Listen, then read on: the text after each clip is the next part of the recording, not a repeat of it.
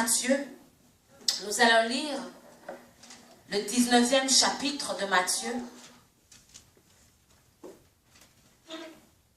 Matthieu 19, le verset 27. Et on va regarder l'héritage de ceux qui ont choisi de dire oui au meilleur. Pierre, prenant alors la parole, lui dit, « Voici, nous avons tout quitté et nous t'avons suivi. Qu'en sera-t-il pour nous ?» Jésus leur répondit, « Je vous le dis en vérité, quand le Fils de l'homme, au renouvellement de toutes choses, sera assis sur le trône de sa gloire, vous qui m'avez suivi, vous serez de même assis sur 12 trônes et vous jugerez les 12 tribus d'Israël. Et quiconque aura quitté à cause de mon nom, ses frères ou ses sœurs, ou son père ou sa mère, ou sa femme, ou ses enfants, ou ses terres, ou ses maisons, recevra le centuple et héritera la vie éternelle. Plusieurs des premiers seront les derniers, et plusieurs des derniers seront les premiers. Alléluia. Vous savez, on parcourt pour être la première, mais la Bible déclare qu'elle sera la dernière. Alléluia. Mais Ruth, elle qui choisit la noblesse, qui choisit le meilleur, qui choisit de ne pas abandonner sa belle-mère, elle hérite d'un héritage éternel. J'aimerais te dire que ton héritage est éternel. Si tu choisis toujours le meilleur, ton héritage sera éternel. Est-ce que tu peux dire Amen? Amen. Est-ce que tu peux le recevoir dans le nom de Jésus-Christ? Je le reçois. Mon héritage sera éternel. Personne ne peut m'ôter mon héritage. C'est une histoire, une très belle histoire, l'histoire de Ruth. Boaz a finalement épousé Ruth. Et en aucun cas, on nous dit que c'est parce qu'il a apprécié la beauté de Ruth. Mais c'est la virtuosité qui était dans Ruth qui a poussé Boaz à épouser Ruth. Parce qu'il faut comprendre qu'en épousant Ruth, en achetant le terrain, les terres de Naomi, parce qu'il fallait acheter les terres de Naomi, et en achetant les terres de Naomi, c'est une longue histoire, lisez tout le chapitre, je ne peux pas rentrer, on n'a pas de temps pour que je puisse rentrer dedans. Dans le fond, il a acheté ça pour le fils qui allait naître de sa relation avec Ruth. Lui, il ne gagnait rien. S'il avait eu des enfants auparavant, il n'allait rien gagner ses enfants. Hein? Mais il a épousé Ruth parce qu'il a été charmé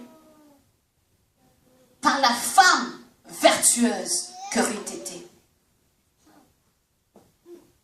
Nous passons beaucoup de temps à prendre soin de nous-mêmes, de notre apparence, mais à la fin, ce qui attire la faveur de Dieu, ce n'est pas l'apparence, mais c'est le cœur. Alléluia. C'est ton cœur, mon frère, c'est ton cœur, ma soeur, qui va attirer les faveurs de Dieu. Alléluia. Dire non au mieux pour pouvoir dire oui au meilleur. Alléluia.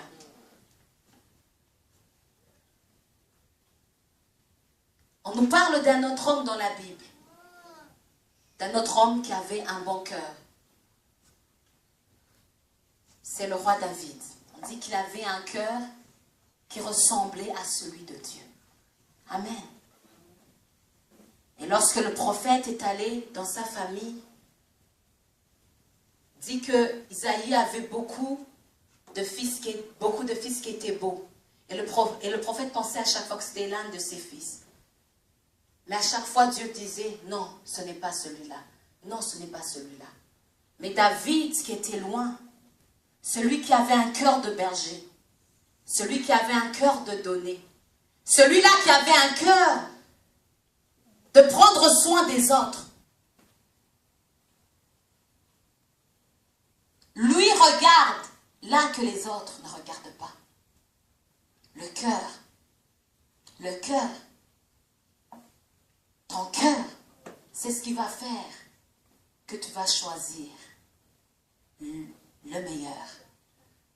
vas laisser passer le mieux.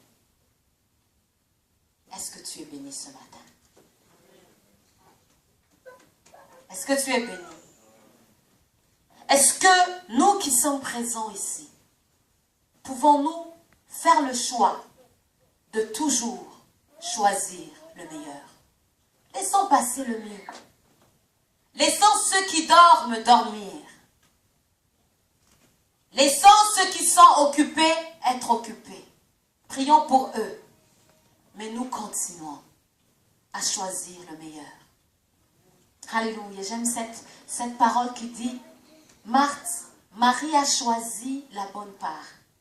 La part qui ne lui sera jamais ôtée. Beaucoup de choses de ce monde peuvent un jour t'être ôtées. Mais Dieu dans ta vie, personne ne peut l'ôter.